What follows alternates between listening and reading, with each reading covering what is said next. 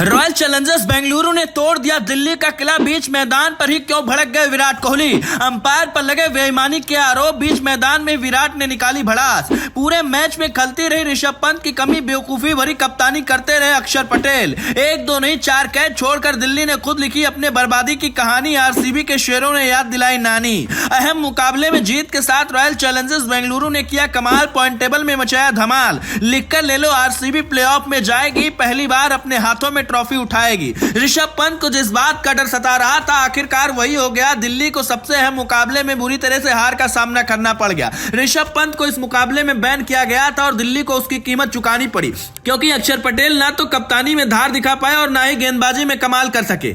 ना सिर्फ आरसीबी के लिए बल्कि यह मुकाबला दिल्ली कैपिटल्स के लिए भी सबसे ज्यादा जरूरी था। लेकिन किसने सोचा था कि दिल्ली जब टॉस जीतकर पहले बॉलिंग चुनेगी और उसके बाद आरसीबी के बल्लेबाज तबाही मचाएंगे। शुरुआत में विराट कोहली ने ताबड़तोड़ बल्लेबाजी की और उसके बाद विल जैक्स ने दिल्ली के बर्बादी की कहानी अपने हाथों से लिखी। लेकिन असली काम तो रजत पाटीदार ने किया। उन्होंने 52 रन बनाकर ताबड़तोड़ बल्लेबाजी करते हुए आरसीबी को एक बड़े स्कोर की तरफ धकेल दिया। इस मुकाबले में कैमरून ग्रीन का बल्ला भी बोला और वो 32 रन बना सके। आरसीबी की तरफ जबरदस्त बल्लेबाजी का नतीजा रहा कि आरसीबी की टीम 187 रन तक पहुंच गई। हालांकि यहां पर आरसीबी की कमी भी देखने को मिली, क्योंकि शुरुआत में जब देखा गया कि अच्छे रन बन रहे थे तो ऐसा लग रहा था कि आरसीबी 200 के पार तो आसानी से चली जाएगी। लेकिन दिल्ली कैपिटल्स की तरफ से वापसी गेंदबाजों ने करवाई, जिसकी वजह से 200 रन नहीं बन सके। मगर इस मुकाबले में जो चीजें नहीं एक्सपेक्ट की जा रही थी वही हुई। दिल्ली की तरफ से एक के बाद एक कई कैच छोड़े गए। दिल्ली ने 1-2 नहीं बल्कि 4 कैच छोड़े, जो कहीं ना कहीं दिल्ली को भारी पड़े। इस मुकाबले में जहां तक बात की जाएगी बल्लेबाजी की, तो आरसीबी ने अच्छी बल्लेबाजी की।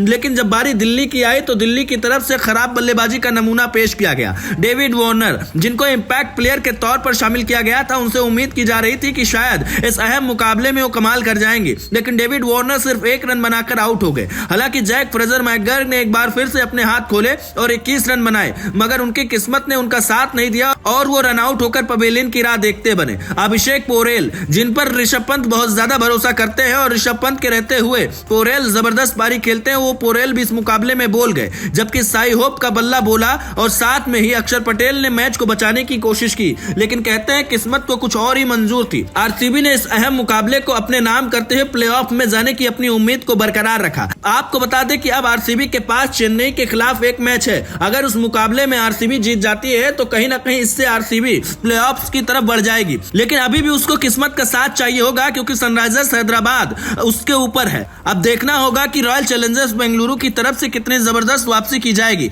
लेकिन जिस तरह की वापसी आईपीएल के सीजन में आरसीबी ने की है और लगातार मैच पे मैच जीत रही है, उसने हर किसी को चौंका दिया है। शुरुआत में आपने देखा होगा रॉयल चैलेंजर्स बेंगलुरु की टीम एकाएक सारे मैच हार रही थी, लेकिन अचानक से वो सारे ही मैच जीतने लगे, जिसके बाद अब रॉयल चैलेंजर्स बेंगलुरु के फैंस का खुशी का ठिकाना नहीं है। वो कह रहे हैं कि इस बार तो आरसीबी न सिर्फ प्लेऑफ में जाएगी बल्कि अपने हाथों में पहली बार ट्रॉफी भी उठाएगी। अब देखना होगा कि क्या ट्रॉफी उठाने का विराट कोहली का सपना पूरा हो पाएगा या नहीं। लेकिन आपको क्या लगता है, क्या आरसीबी इस बार चैंपियन बन सकती है? कमेंट में हमें बताएं।